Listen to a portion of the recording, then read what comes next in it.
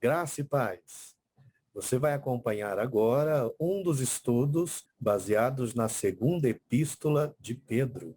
Pedro fala sobre a nossa jornada em direção aos céus.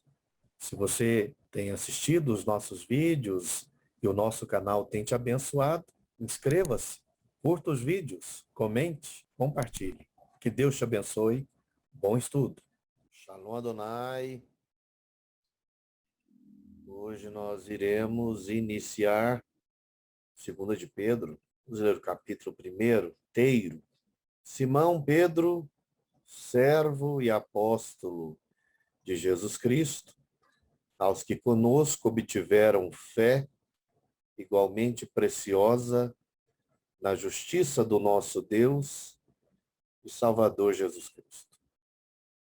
Graça e paz vos sejam multiplicadas no pleno conhecimento de Deus e de Jesus, nosso Senhor.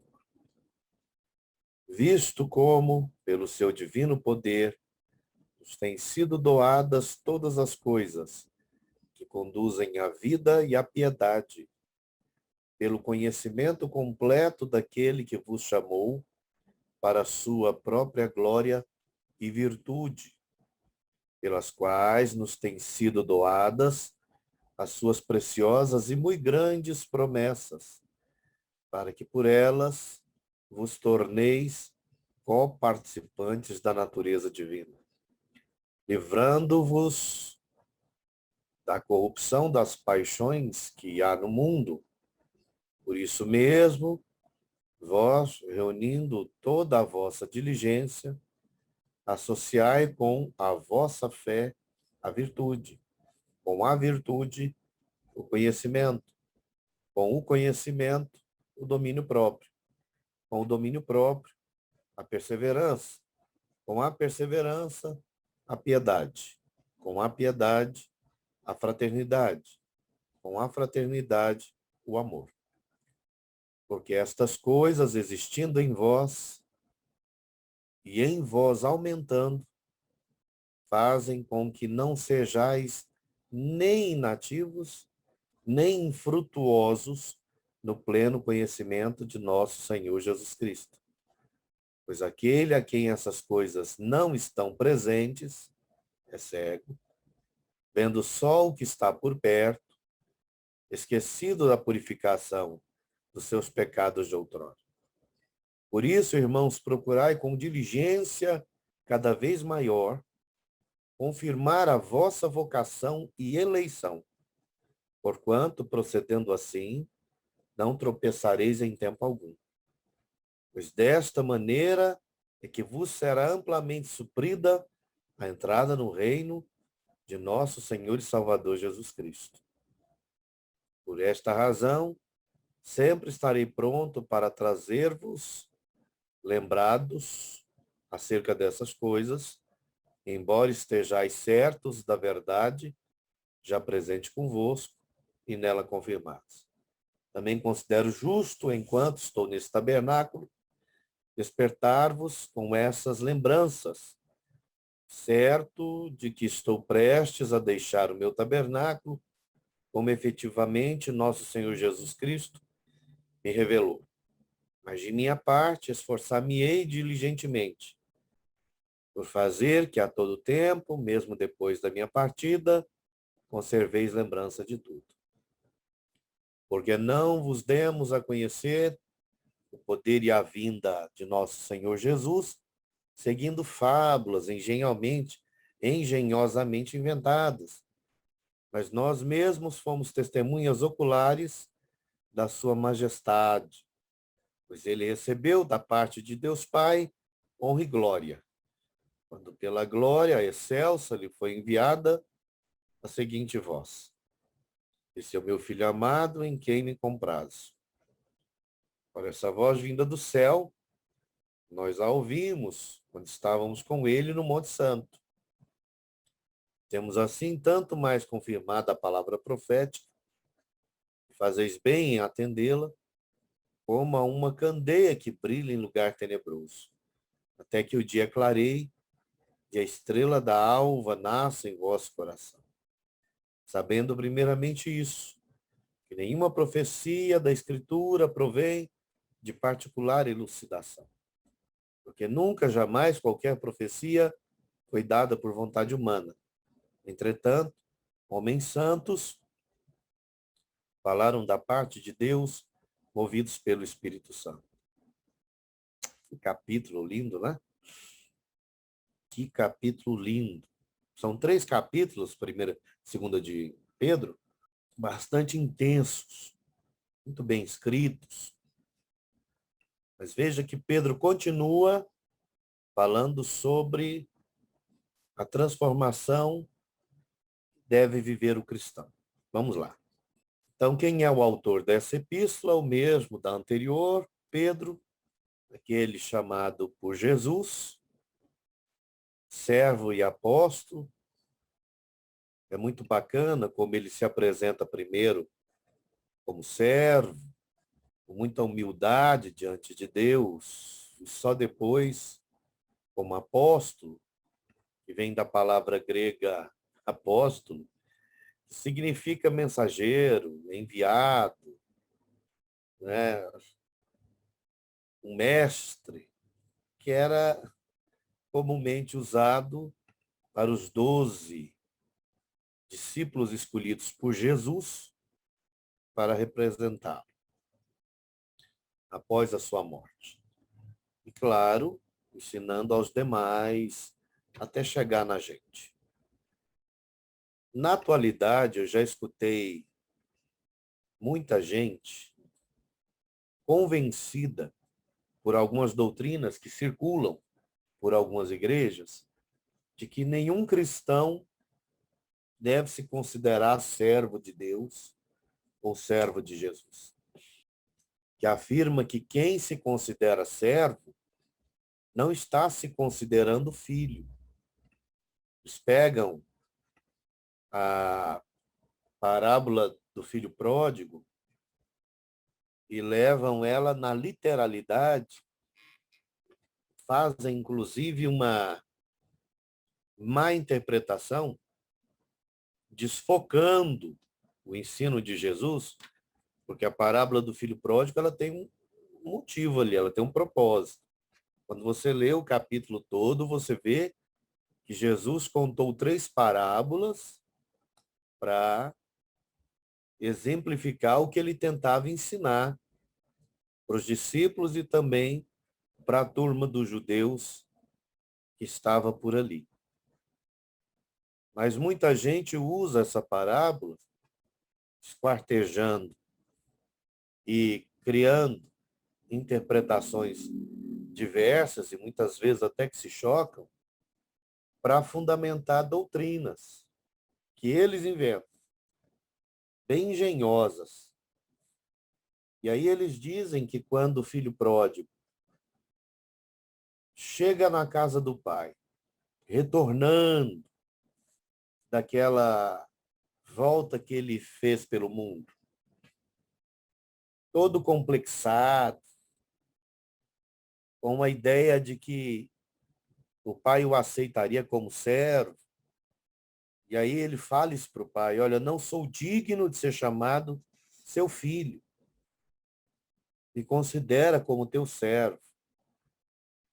Aí o pai dele abraça e pede para trazer anel, chinela, roupa limpa, preparar uma festa, e diz com muita alegria que o filho dele havia voltado. Então eles dizem que, porque nessa história o pai não aceita o filho como servo, significa que Deus não quer que nenhum de seus filhos sejam servos.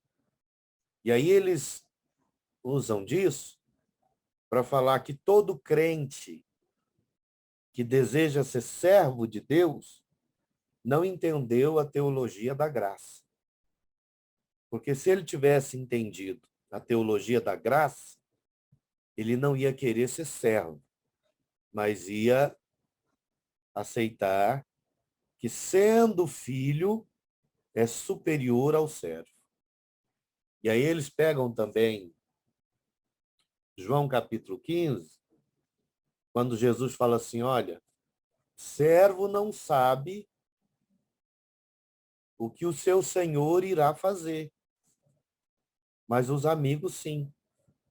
E eu já não vos chamo mais de servos, mas chamo de amigos, porque tudo que o meu Pai pretende fazer, eu vos dei a conhecer.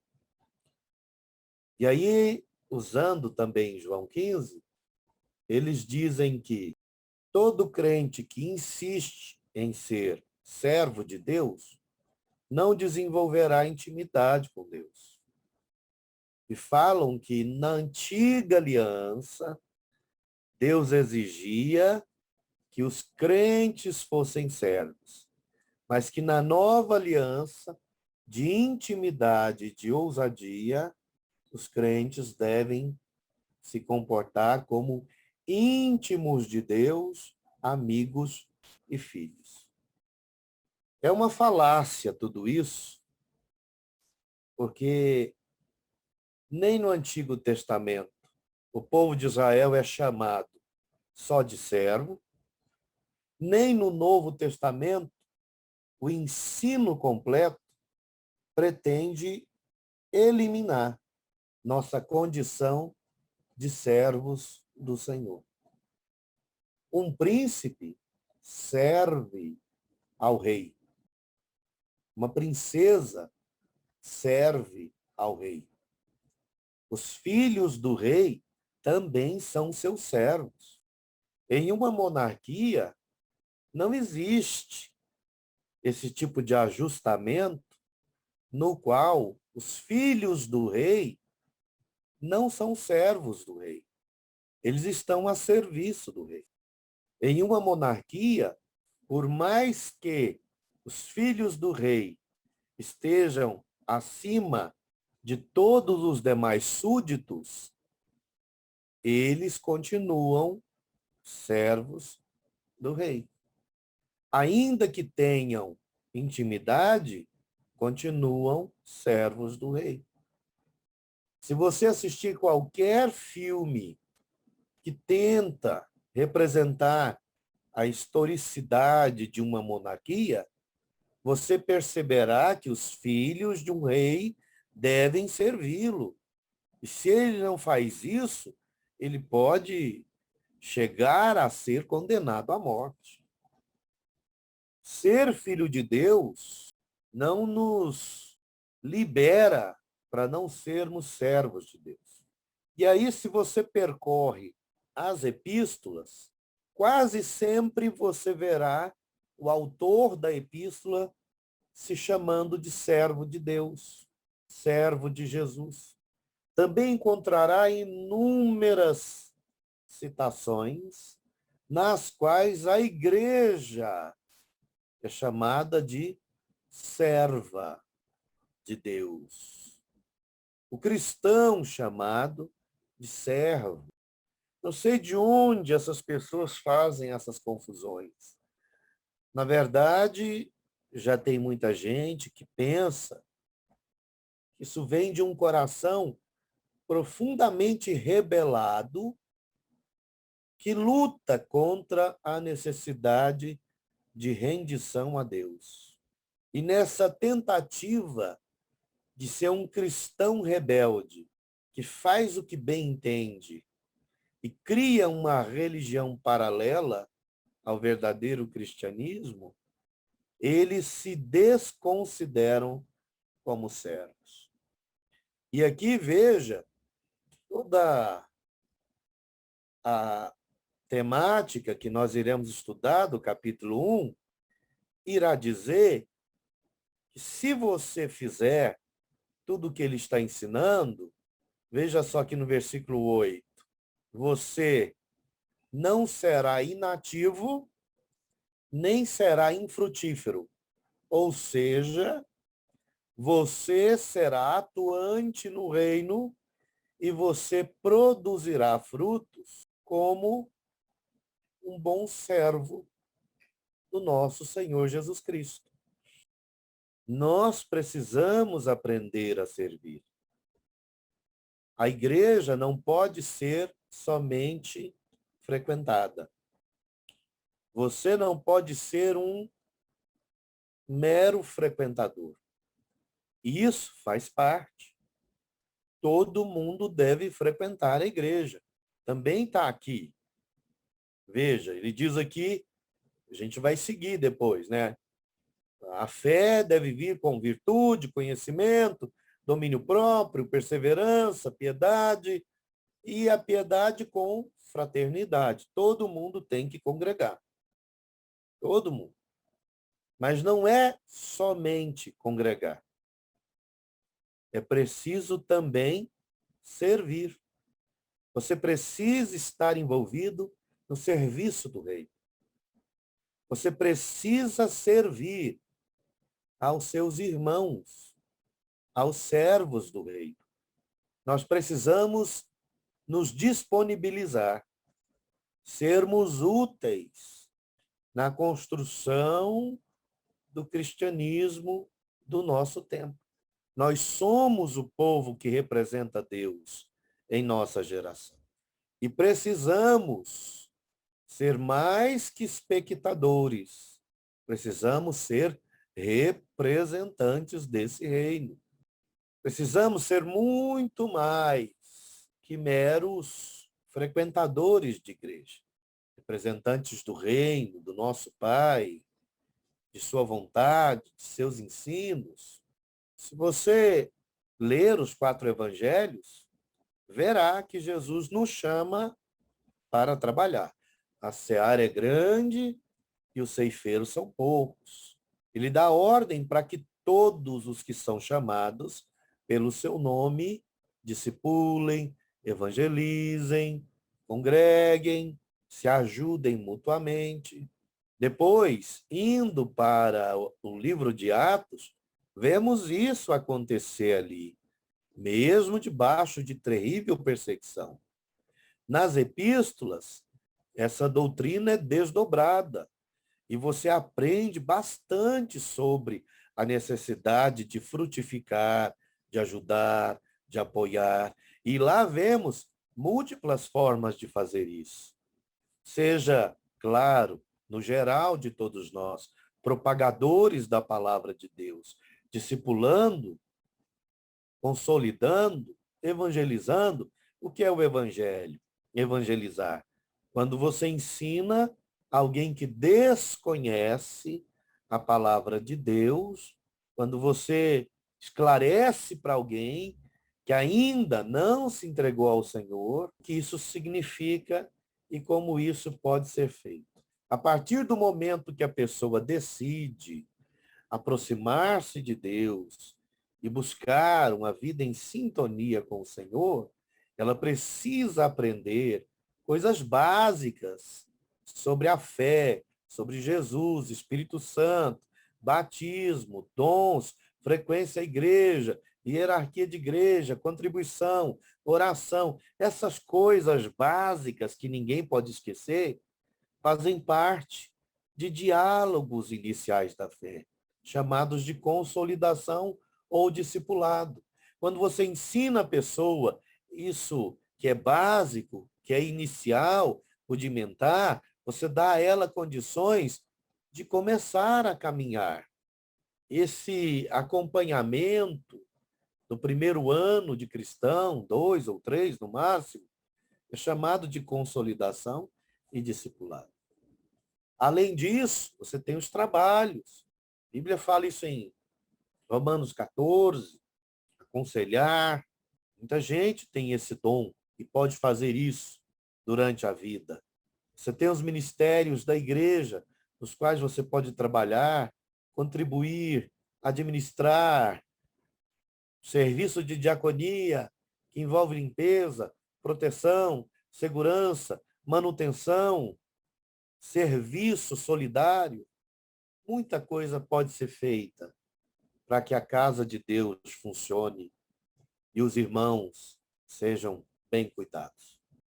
O importante é que todos nós sejamos ativos e frutíferos. E seja servo, um filho que serve o reino do Pai. Vamos orar. Obrigado, Senhor, por sua palavra poderosa, maravilhosa, esclarecedora. Nos livre desses enganos da atualidade. Nos ajude a não sermos parte dessa massa rebelde que interpreta a palavra de um jeito tão complicado, esquartejado, muitas vezes mutilado.